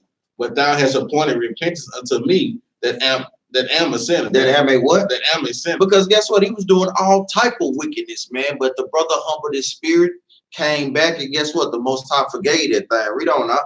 For I have sinned above the number of sands of the sea. Read that again, huh? For I have sinned above the number of the sands of the So sea. it wasn't that brother wasn't playing when it came to sin, man. Above the numbers of the sand of the sea, brother was in all type of wickedness, man. So that goes to show you that guess what? Anything that you done, especially now, can be forgiven if you come back as a humble brother or sister, man. And he said he had sinned above the sands of the sea. Let's imagine if you pick up a handful of sand, you can't number that. That's right. You can't even number that. He said, man, I mean, that dude he went way off, man. And then that's another thing this is showing also. Jibbo always say that how them brothers be out there and we be going against them. They know what they doing. They know that they doing wrong. But and like Vanessa, you see how it came out? Oh, you the most high of everything. You did this, you that, you great, you this and that. Well, why weren't you thinking that when you was on there knocking down places of prayer? We're building building the devil's workshop all around the city, all around he wasn't thinking that, but they know. But apparently, he knew the Most High. He just want to be rebellious. That's it. And that's what we gotta understand. Sometimes we on them streets. Some people, that's all they know they wrong. They just want to be rebellious. That's it, man. Like we got to understand there's certain spirits out here that's appointed for death. Some people are not gonna get this truth, and I know some brothers struggle with that thing. Because we want to help everybody, man. Some people, some brothers, some sisters, children are not gonna get this truth, man. And this was a king who rebelled against his father was righteous, Yeah. and he still rebelled against the Most High God. So how much more of our people that's on a lower stature that's rebelling against the Most High God? You got to understand this thing is powerful. This is spiritual. So everybody not gonna get it, man. Like you said. And the main thing that we fail to realize, see, we live in this present world, and we don't trust the Bible, man. We don't trust God. We trust in what we see. We don't trust in faith. Let me get a precept. Wisdom of Solomon 3:9, right there. When they say the Jews require a sign. Require a sign. We want to see something, man, all the time, man.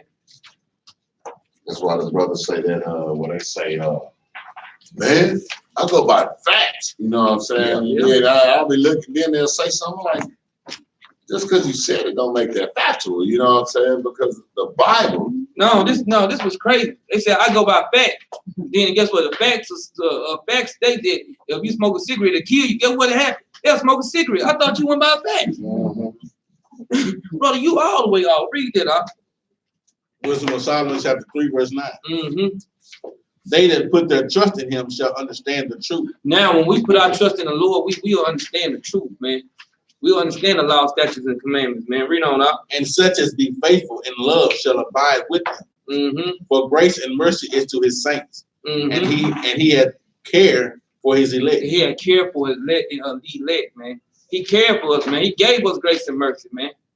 We just got to put our trust in the Lord, man. Look at, lean not to our own understanding, man. Look at, walk by faith, man. Guess what? Trust the words of this Bible, man. Trust the Most High God, man. A lot of our people don't trust in it, man. And just like I was bringing out with this prayer of Manasseh, man, this is deep, man. That's something that brothers should be reading, man. Look at, man, that should be a daily read. No doubt, no doubt. I was thinking that myself. For real, all praise, brother. Spirit, man. Repeat that one part. For grace and mercy is to his saints. Mhm. That's a cut to these heathens. That's right. It's for the saints. We That's gotta it. remember that thing, man. We Like the we say, saints. no Mother Teresa is not a saint, man. We got to say that every time, man. Just because they say that they are saint, what do the Bible say saints are? The Israelites, man. That's who the saints of the world are. Let's go back to the prayer of Manasseh. Finish reading that out. My My transgression. transgressions, O Lord, are multiplied. My transgressions are multiplied, and I am not worthy to behold and see the height of heaven. For the multitude of mine iniquity, I am bowed down with many iron bands. Hey, he put them in captivity, man. Put them on them chains. Read on. That I cannot lift up mine head. Heavy yokes of iron. Read on up. Neither have any release. For I have provoked thy wrath and done evil before thee. Because guess what? A lot of our people, they provoke the Most High God. Then when it happened, they don't understand why. But a lot of times they really don't. They don't understand that the Most High has power to kill. And guess what? Also to heal. Read on up. I did not thy will, neither kept I thy commandments. So guess what? The will of the Most High God is the keeping of his commandments. Read on up. I have set up abominations and have multiplied offenses. Now therefore I bow the knee of mine heart, beseeching thee of grace. I have sinned, O Lord. I have sinned. I have acknowledged mine iniquities. Wherefore I humbly beseech thee. Forgive me, O Lord. Forgive me and destroy me not. For destroy me not with mine iniquities. Be not angry with me forever. And that's what we got to pray to the Most High, man. Don't be angry with me forever, man. As you know, the Most High, but you know, Negroes can hold some grudges, boy. Guess what? The Most High shoot. He'll hold a grudge too, man. Y'all better stop playing, man. Read on up. By reserving evil for me, neither condemn me into the lower parts of the earth. For thou art the God, even the God of them that repent. Read on up. And in me thou wilt shew all thy goodness, for thou wilt save me, that am unworthy, according to thy great mercy. Therefore I will praise thee forever, all the days of my life. Read on up. For all the powers of the heavens do praise thee, and thine is the glory forever and ever. Amen. Now let's go back and see if he got his life back on track. Let me get something on that same thing. Go back up on that. Now therefore I bow the knee. We're talking about grace here. Now therefore I bow the knee of my heart, beseeching thee of grace. He is asking right now, give me time. Give me time. Give me some more time to get this right. And that's what he was going on about, what we talking about today, grace. He's asking for grace, right? Hey, man, I need more time. He thought he had time, just like a lot of other people out here think they got time until the chains come up on your neck. And you, I need more time. And he's begging for that. He's beseeching. Means he's asking fervently, hey, please. And that's what a lot of times, that's what he's talking about. Today we going into grace. That's that grace, man. You begging for time to get it right. That's all I need on that. Let's go back to 2 Chronicles. Let's see if the brother repentance was sought out. Read this. Let's see if he truly repented. Read verse 14 out. Verse 14 of 2 Chronicles chapter 33.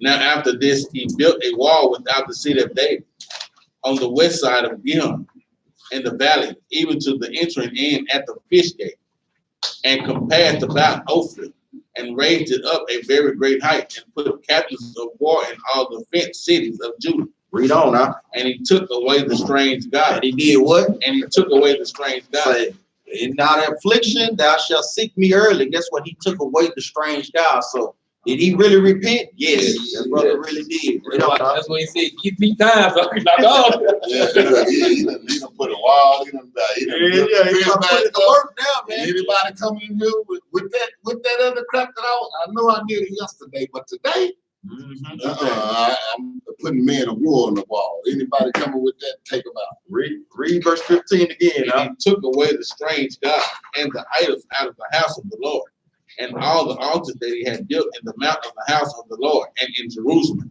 and cast them out of the city. And did what? And cast them out of the city. Verse 16, And he repaired the altar of the Lord and sacrificed their own peace offerings and thank offerings. And what? And he repaired the altar of the Lord and sacrificed their own peace offering. A peace offering, man. That's Peace. very important. Please, Lord, give us peace from you, man. Do not destroy us, man. Peace. He humbled his spirit. Read on, And thank offering. And what? And Thank you, Lord, for not destroying me, man. Read on, And commanded Judah to serve the Lord God of Israel. And guess what? He commanded them, man. So that brother repented of that thing, man. He changed his law. That's right, man. Yeah, hey, my bad. Forget my law. Let's go back to the Most High law. That brother understood grace, man. And that's what we tell brothers. Grace was in the Old Testament, man. The Most High have people in higher favors than other people, man. Give me what is that one? I want 2 Samuel. Give me the book 1 Samuel 16 and 7. And that's another reason the Most High tell us not to be voting no other nations of other nations for us, because they ain't gonna go by the Most High law. That's right. We need leaders that's gonna go by the Most High law, because we see what get out of line. The king made a decision to have all of us in captivity. This is what the Most High give brothers and sisters grace according to his will, not our will. Because us thinking we probably help put the brother to death, man. But read this, 1 Samuel chapter 16, verse 7. But the Lord said unto Samuel, look not on his countenance or on the height of his stature, because I have refused him. Going into King David.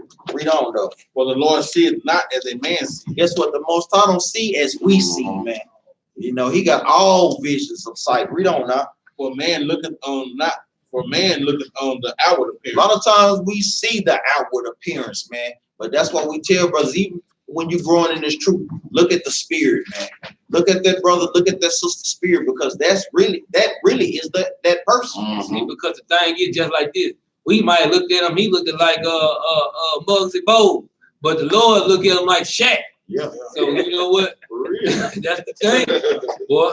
He didn't, because you ever read anything about King David didn't play no game, man, at all. When he came to see, you know, it was definitely destruction was coming, man. Go ahead, read on, For man looketh on the outward appearance, but the Lord looketh on the heart. Guess what? The Most High gonna search your heart, man, to see if you really a humble, repentant brother and a sister, man. Give me Revelations 12 and 11. And that's a lot of times when you facing your enemies a lot of times, and sometimes they look at you and they just looking at your stats. But when the Most High, when you thinking, you know, you're outnumbered, the Most High show them your inward you, you know, that spirit in you. Then they looking at you now, you look like you might be 5'6", but now they looking at you like, man, leave them alone. Why? Man, boy, they're about 8'9". You see that dude out there again? Because that's what he show you, that real spirit on. That's why the brothers say, check the spirit. That brother Big, Shaquille Big, when you probably check his spirit, that mother, that tank is all outdoors. Spud Webb bigger than him. Muggsy Bogues bigger than him. Just because if you're looking at the spirit, you know, instead of the outward man. Read that out. Revelation chapter 12, verse 11. And they overcame him by the blood of the Lamb. Because guess what? We really cannot overcome unless by Christ's blood, man. So when brothers saying that they don't need Christ, man, it's just, man, we got plenty of scriptures that say otherwise, man. We need them because guess what? Sometimes brothers slip, sometimes sisters slip. But we got the blood of Christ, that grace period, to get back up on that horse and keep moving forward with keeping the commandments. A just man gonna fall sometimes in this truth, man. But a just man and a just sister gonna get back up. A wicked man just gonna stay down and lay down, man. Read on, And they overcame him by the blood of the Lamb and by the word of their testimony. Read on. And they loved not their lives unto the death. Because guess what? Every brother and sister should not love their lives, guess what, unto death. Because our lives, when we read in the scriptures, our lives is to be the rulers of the planet Earth, man. To be enforcing God's laws, statutes, and commandments on everybody. That's when we know and we'll love our lives, man, because we'll be back in rulership and there won't be no sin on the planet Earth, man. So we cannot love these lives, or guess what? We need to glory in tribulation, man, because we're not going to get no fame and putting in this work and this truth, man. I know a lot of times brothers look for fame, for blame, glory. We're not going to get that, man. Our job is to raise up the elect of the 1/3 and the 144,000. So we're going to be putting in work, man. We ain't going to get the time to be acknowledged in this truth, man. Give me Psalms 51. Coming to an end, man. Psalms 51 and 1. The book of Psalms, chapter 51, verse 1. Because even King David, guess what? All these kings got grace, man. Most time was showing them grace, man, the true understanding of grace. Because when they went off, guess what they did? They got back up on and didn't look back, man. They pushed forward, keeping God's commandments. Read this, Psalms 51 and 1. Have mercy upon me, O God, according to thy loving kindness, according unto the multitude of thy tender mercy. Blot out my transgressions. That's what all brothers need to be praying for, sisters as well, that he block out our transgressions, our sins. Read on. Wash me thoroughly from my iniquity. He said, wash me thoroughly, man. Read on, and cleanse me from my sin.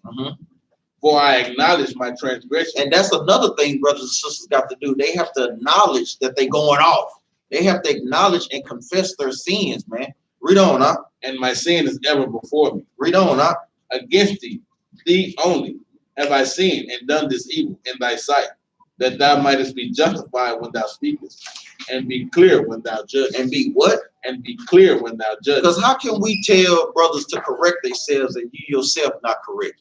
That's right. You know, that don't make no sense. That makes us no better than the scribes and Pharisees. Let me get some on it right quick. I need to touch that. Give me Sirach chapter 4 and verse 20 right quick. I'm going to read 20 and 21. Because this is something they like Ox is bringing out right now, man. Man, when it concerns your soul, you need to make a change, man. That's right. You need to get things in order. When it concerns your soul, this is something you need to be observing to do. Read that up. Sirach chapter 4, verse 20. Observe the opportunity. Now, it said, observe your opportunities, man. Read on. And beware of evil. Now, beware of evil, man. Read on, up. And be not ashamed when it concerneth thy soul. When it concerns your soul, don't be ashamed. When it's concerning your soul, look here. If your wife go out, your husband go out her own, this concern your soul. You need to be seeking the Lord, man. Seek ye first the kingdom of heaven, man. That's right. Read on up. For there is a shame that bringeth sin. It's a shame that brings sin, because when you ashamed of the Lord, that brings sin to you. Because guess what? Your wife don't want to keep the Sabbath, but here it is. Oh man, I'm ashamed to tell her something. No, I ain't ashamed to tell her nothing. Right. And that shame right there do bring sin to you. When you scared to tell your mother and your father and your children something, that shame brings shame to you, man. Read on up. For there is a shame that brings sin, and there is a shame which is glory and grace. Now it's a shame that brings glory and grace, because you acknowledging your sin and you praying to the Lord, please, Lord, I know I did wrong, man. Help me out on this, man. I know I tripped out, man. I'm ashamed of what I did, Lord. Give me an opportunity to straighten this thing out. Let's go back. Go ahead, Let's go back to Psalms 51 and verse 4. Verse 4, against thee only have I sinned and done this evil in thy sight, that thou mightest be justified when thou speakest, and be clear when thou judgest. Read on. Behold, I was shapen in iniquity. We were shaping in iniquity, but guess what? That don't mean we stay in iniquity, man. We cannot let that be a crutch, man. Read on. And in sin did my mother conceive. Read on. Behold, thy direst truth is the inward parts. Thou desirous truth in the inward parts, in your mind, in your spirit, man. That's what brothers need to be desiring, the laws. Sisters as well. Read on. And in the hidden part thou shalt make me to know wisdom. Read on. Purge me with hyssop. Hyssop. Hyssop was a cleaning solution that they used. Read on. And I shall be clean. Wash me, and I shall be whiter than snow. And is this talking about baptism? No, because guess what? The washing of the word by the washing of the water by the word. The word of the Most High God is what cleanses you. The commandments. Read on out. Yeah, no doubt, because he ain't never jumped in the tub and came out white. Yeah, and it ain't finna happen. Yeah, that's talking about your spirit. That's right.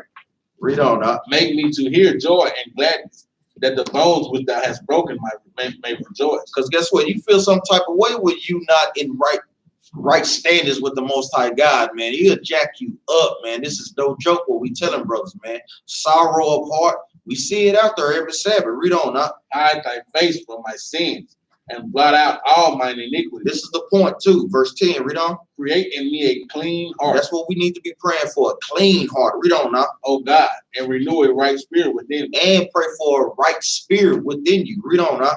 Cast me not away from thy presence, and take not thy Holy Spirit from me. And that also, man, please the Most High. Don't take your Holy Spirit away from me, man, because it's a shame that brothers go out and go back into the world while knowing this truth, man.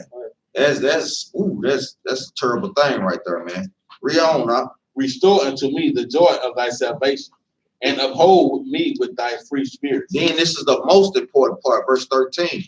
Then will I teach transgressors thy way. After you done all these things, then you will teach transgressors thy ways, man. Because guess what? You won't be a hypocrite anymore. Read on now. And sinners shall be converted unto thee. And that's the whole point, man. We're trying to convert sinners back to the Most High God. We're trying to wake our people up and teach them who they are according to the Bible, man. Give me Hebrews chapter 13. That used to be my prayer. So I'm gonna go back to this too, man. I pray prayer, man. Hebrews chapter 13 and verse 9.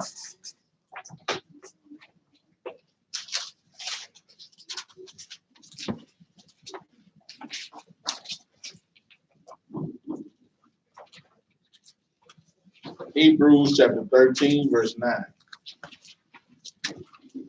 Be not carried about with divers and strange doctrines. Read that again. Be not carried about with divers and strange doctrines. Don't let some pastor tell you that, guess what, just because we got grace, we don't need to keep the commandments. That's a strange and diverse doctrine, man, because that's not the doctrine of the scriptures, man. Read on. For it is a good thing that the heart be established with grace. And guess what? It's a good thing that our heart is established with grace, with the commandments as well. Read on. Not with meats. Not with what? Not with meats. Not with the deeper parables of the scriptures, man, because a lot of times people want to go off and go to the deeper things, but they're not keeping the simplest things. You know, that ain't going to get you nowhere, man. The Most High don't care about if you know the understanding of the 12 feathers, man. He wants you to keep the commandments, man. And first and foremost, man, look, a lot of times, guess what? We got to understand. You got to learn first before you teach, man. That's right. Guess what? A lot of people don't even know the simple things of the Bible, man. Guess what? A high-level Christian person will confound you, man. Look here, get our minds together. Look, we got to understand first, man. You got to be, if you want to be a good teacher, you got to be a good learner, man. A good follower. A good follower. You got to be able to follow. You got to be able to listen and learn first if you want to go teach, man. Because guess what? When you get out there sometime, you just understand people fold like a tent, man. And that's something we got to understand. Go ahead, up. A lot of us just waking up. You know what I'm saying? 5 years, 4 years, 6 years, 7 years. If you just now learning this how to swim, you ain't. I promise y'all, you don't want me to take you out to Atlantic and drop you off in the middle of Atlantic, because you're gonna drown. And that's what it's talking about. Don't just get in this truth and I'm gonna dive. No, let's just go slowly and start going back. Not in the, don't take your time. Like you said, make haste, but to go back to doing these law, statutes, and commandments. And that's your first whole Bible study should be studying these laws. Okay, how should I keep that? Can I keep that? What am I need to be doing? What is it saying when it's doing? And that's what everybody needs to start out with. Because a lot of times we like to teach our friends and families, man. Try to look here, man. Try to invite them out, man. Invite them to come to class, man. Look at it. You ain't really that in tune. If you ain't really that seasoned in it, invite them out, man. Don't go out there doing it, man. I'm telling you, it's gonna be a rough path for you, man. And a lot of people will get drawn away from this truth if you don't believe it. Continue doing it. And we tell brothers and sisters same thing, man. We done seen this too many times, man. We seen people get pulled away from the truth, man, because of people not listening, man. The scripture tell you. It's up to us to listen, man. I done see some people in the truth and get out there and mess with the wrong Christian and got tore up. Now they thinking, well, They back in yeah, Christianity. you kind of, and you be like, and you can go back and show them they got that wrong. But now it done got on their mind, and it's hard for them to get off of it. Because, so that's why I say keep a strong foundation. That's what these classes for. Y'all think that we doing this for it's for all of us. That's right. Because I'm learning this when he bring out that scripture down there in that text, I'm learning as much, and just like y'all, I'm learning. Yeah, we I are got- taking notes too. Look at that. I got all these notes. I got stuff on the top. I got all that. It's up here. Read that from the top again. Hebrews chapter 13, verse 9. Be not carried about with divers and strange doctrine, for it is a good thing that the heart be established with grace, not with meats, which have not profited them that have been occupied therein. Because guess what? When you occupied in a deep understanding, you miss out on the simple things like grace. You don't have a great breakdown of that thing, man. So be admonished of that, man. Give me a law right quick. Give me Leviticus chapter 12 and verse 1. Yeah, they be sitting up all day long trying to figure out if the earth is round or square and all this sort of stuff and just missing out on salvation. Don't know no laws, but earth flat. I wouldn't, like what's name say, man, I wouldn't care if the earth is triangle, rectangular, or any other scientific mathematical word there is. I don't care. Are we keeping these laws, statutes, and commandments? That's it. So we can get the million of that square or flat or circle thing. No doubt. Or when them chariots come in, I'll check it out. You know what I'm saying? Because that's the only way I'm getting up there. Because I dang so ain't getting on no shit with no white man. And telling me to look, no, we're not gonna do that. Like we tell brothers and sisters, keep the laws. We like to bring out a law after each and every class. This is a very important law too. This is a law that we can apply to our lives for the sisters that are having babies. Read this out. Leviticus chapter 12, verse 1. And his brothers too as well. Well, you know what I mean. Not the brothers that have babies, but the married couple. This applies to them to read this out. And the Lord spake unto Moses, saying, speaking to the children of Israel, saying, if a woman have conceived seed and born a man child, So if a woman have a baby and it's a boy, read on. then she shall be unclean 7 days. So she shall be unclean 7 days. But read on. According to the days of the separation for her infirmity shall she be unclean. So she shall be unclean for those 7 days. But read on. And in the 8th day, the flesh of his foreskin shall be circumcised. So you having babies, guess what? Arrange for that to take place on the 8th day to be circumcised. If it's a boy, read on. And she shall then continue in the blood of her purifying 3 and 30 days. So there's 33 days that guess what? Even after those 7 days. So 33 plus 7 is what? 40 days. And we know how, because we know how brothers be a little anxious. Yeah. You know, you have to wait. Let the sister heal up if it's a boy. Then we're going to get a flip side to the girl. Read on up. She shall touch no hollow thing, nor come into the sanctuary until the days of her purifying be fulfilled. Until the days. So you have to wait 40 days after the sister that had a baby. For brothers and sisters that still multiplying. Read on up. But if she bear a maid child, But if it's a maid child or a girl, read on. then she shall be unclean 2 weeks. So you have the 2 weeks, read on. And in her separation, and she shall continue in the blood of her purifying 66 days. So a score is 20. So 3 score 60. is 66 days. Plus the what? 2 weeks. 2 weeks, which is what? 14 days. That's where you get the 80 days. So if a sister have a baby and it's a boy, you wait 40 days. Then if it's a girl, you wait 80 days. These are laws. This is a law that we can do today. Yeah, and you horny men. Yeah. Wait. God dang it, I'm ready to jump her bones out, man. Even the doctor tell you wait 6 weeks. Yeah.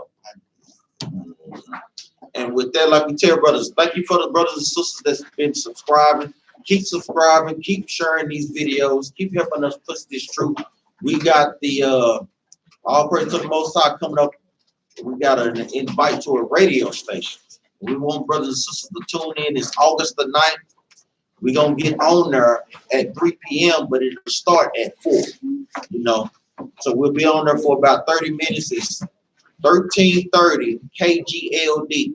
It's a gospel radio. It's in the AM, so you know, I'll praise to the Most High. The Most High, I'm put it on the brother's spirit to get us a slot so we can bring out some of this truth and have our people to awake and listen, man. So, brothers and sisters, please be tuned in on that, man. We'll make a Facebook page on there. Like we said, we got a Facebook page for the Battle Axes, so we'll have all that posted on there. And also, we're gonna have a conference call line too. We already got it set up, but we're gonna go into that too and give y'all further details on the conference line. That's right. With that, we say shalom. Say Shalom. Happy Sabbath.